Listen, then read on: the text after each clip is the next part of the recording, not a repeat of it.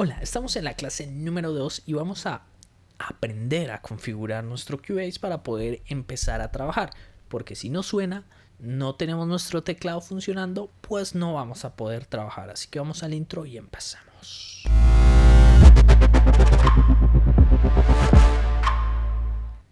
¿Qué vamos a hacer primero? Lo primero que vamos a hacer es configurar nuestra interfaz o nuestro dispositivo de audio. Para ello vamos aquí a nuestro programa y vamos aquí donde dice estudio y vamos a configuración de estudio. Aquí nos sale todo esto, pero el que más nos importa es este que dice sistema de audio. Le damos clic y se nos abre esta pequeña ventana que tenemos que ir a donde dice controlador ASIO. Apenas vamos a controlador ASIO, seleccionamos nuestra interfaz. Audio integrado es el del computador, no sé qué es el del monitor y Universal Audio es el de mi interfaz. Entonces lo selecciono y automáticamente se nos abre cómo está configurada nuestra interfaz. A 48000, el tamaño de latencia de entrada, de salida, la latencia en general y si tenemos activado el pull up o down. Ahora, venimos aquí donde dice opciones avanzadas, que generalmente viene a desactivado, y se nos abre esta ventanita que es muy importante. Lo primero que tenemos es la precisión del procesado. Yo recomiendo que siempre esté a 64 bits.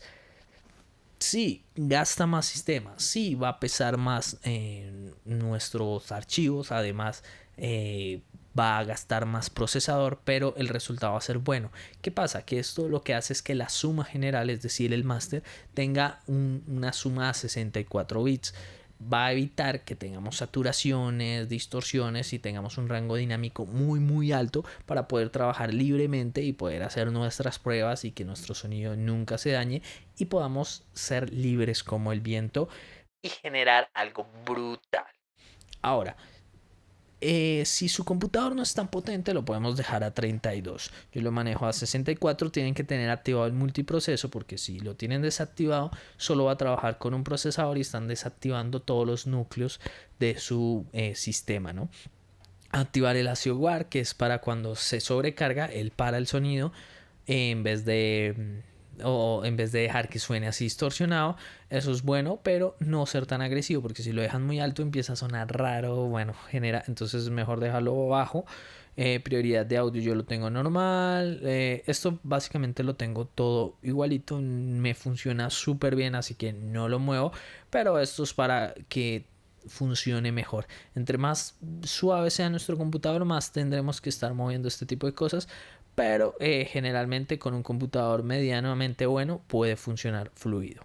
Ahora tenemos aquí lo que es Universal Audio, que ya es el controlador de nuestra interfaz. Cuando la seleccionamos acá ya nos aparece todas las entradas y salidas de nuestro sistema. Entonces tenemos que ver que todo esté visible y todo esté activo, porque si no, cuando vayamos a hacer un ruteo o algo no nos va a aparecer. Lo otro que tenemos que hacer es, por ejemplo, poner panel de control y aquí podemos seleccionar el tamaño del buffer. Entre más pequeño es más rápido la escucha a la hora de grabar, pero tiene un problema. Y es que el procesador se va a sobrecargar más.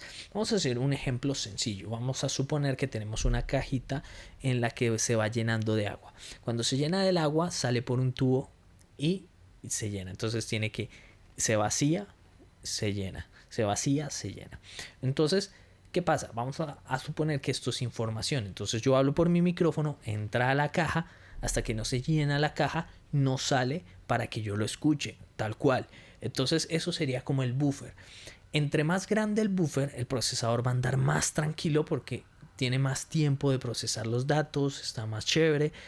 Pero entre más pequeño, va a excitarse más, va a sufrir más, va a calentarse más y pues se va a cargar más.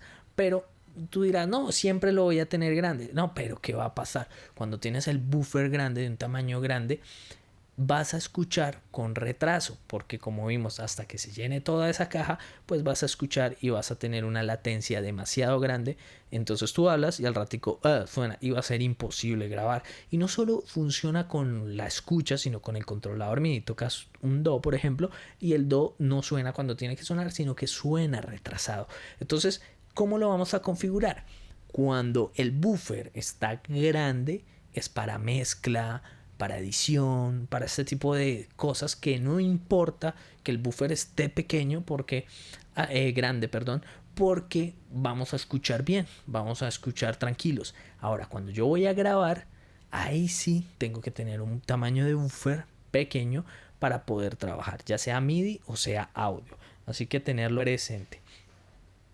Generalmente yo digo, cuando estamos mezclando, yo lo tengo bastante grande en 2048 y cuando estoy grabando de 256 para abajo, dependiendo qué tan cargada esté la sesión y ese tipo de cosas, pues vamos a ir probando. Vamos a cerrarlo en este caso, no lo puedo modificar porque se desconfigura el audio. Eso sería para la parte de la interfaz. Ahora, tú te preguntarás, bueno, ¿y cómo configuro mi controlador MIDI? Pues de la siguiente manera. Venimos aquí donde dice con dispositivos y nos aparece así, vacío, ¿no? Generalmente, si yo quiero el controlador, con solo conectarlo ya funciona. Una de las ventajas de QA es lo conectamos y ya aparece y ya nos aparece aquí funcionando. Pero si yo quiero hacer funciones un poco más específicas, por ejemplo, darle play, stop, grabar con mi controlador MIDI, o sea que funcione como una superficie de control, o si tiene una especie de fader como el mío, poder utilizarlos. Entonces ahí sí ya tenemos que venir a configurarlo porque si no, no funciona así por defecto como las teclas. Entonces, ¿cómo lo vamos a configurar? Si queremos que funcione el play y el stop, por ejemplo, voy a hablar específicamente de mi teclado, pero la mayoría vienen de este modo. Creamos un Mackie Control, que es como el más genérico que hay, para que sirva el controlador. Entonces, en mi controlador, en el puerto 1, tiene lo que son las teclas, el do, re, mi, fa, sol. Pero en el puerto 2 lo que tiene es el play, el stop y el red. Entonces, yo al activar la entrada MIDI en el puerto 2, ya me va a funcionar el play y el stop con mi controlador, porque lo tengo así y así funciona, viene por defecto. Entonces tú tienes que mirar tu controlador. La mayoría son así, pero hay excepciones porque son más completos, porque son más profundos, entonces estos ya tendrían más opciones o tienen más knobs o eso, entonces ahí en ese caso tendrías que buscar, pero normalmente el 80% de los controladores o incluso más funciona de esta manera. Ahora, ¿por qué no le pongo salida? Porque realmente mi controlador no tiene nada que funcione de salida. Tendría que tener faders motorizados, por ejemplo. Es decir, que si yo muevo el fader aquí en el DAP, se mueva automáticamente en mi controlador. Obviamente este controlador no lo tiene, entonces no necesito retroalimentación de sonido.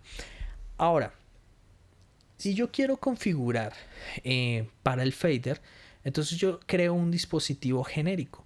¿Cómo lo voy a crear el Mackie o el genérico? Vengo aquí donde dice añadir dispositivo, le doy más y selecciono el que quiero. Si quiero un genérico, pues le pongo aquí dispositivo genérico y se me crea. Si quiero un Mackie UI o control Mackie, lo creo aquí también fácilmente.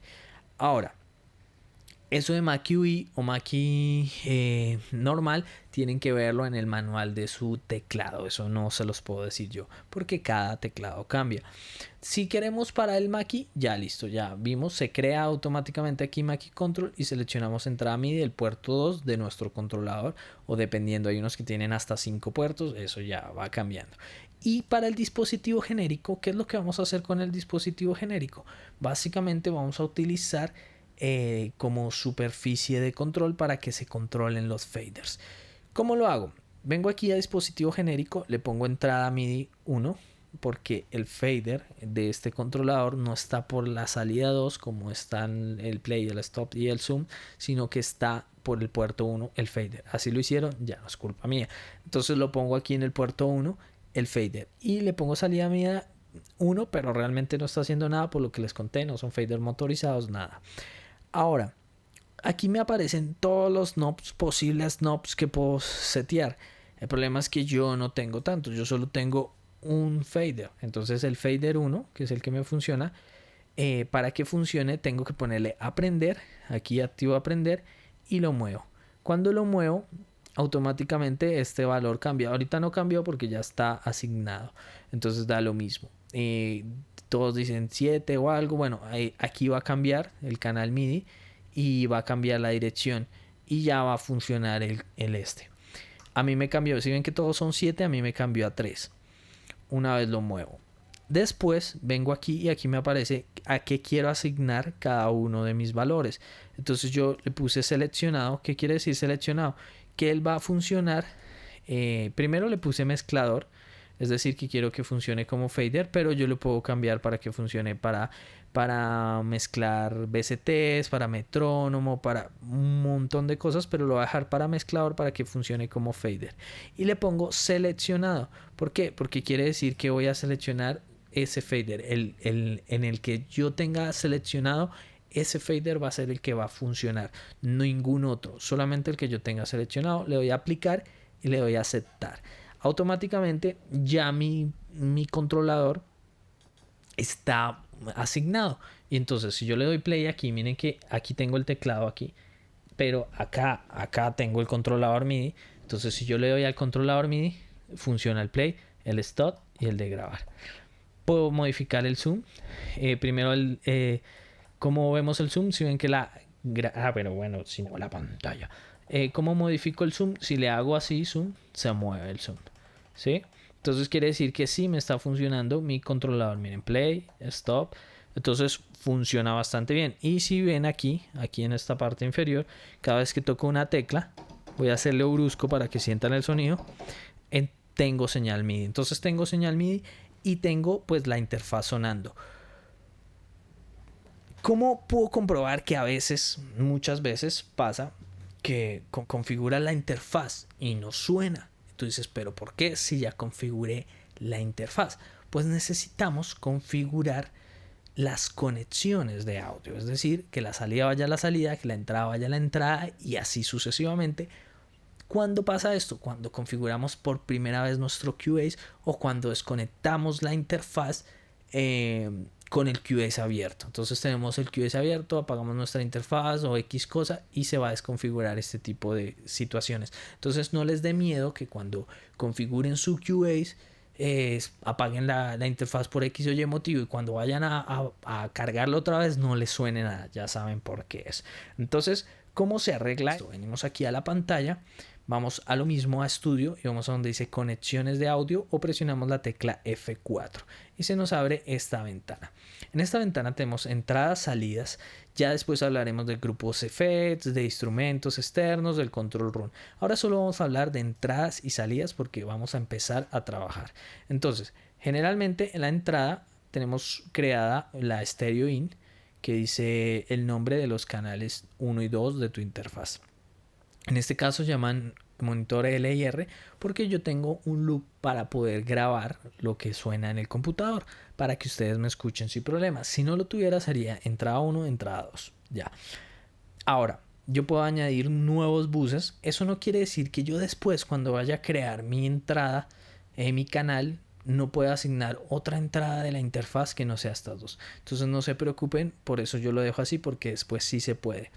Ahora, en las salidas generalmente cuando no suena tienen que mirar que esté en su interfaz y dice L y R y no dice monitor sino dice por ejemplo no conectado. Entonces ustedes tienen que conectarlo en el monitor o si lo tienen conectado a otra salida de la interfaz pues lo ponen, o por ejemplo si tienen un Q que es decir como una señal alterna, por ejemplo para otro juego de monitores yo la puedo agregar, por ejemplo pongo otro añadir bus y ahí agrego otra salida a la interfaz.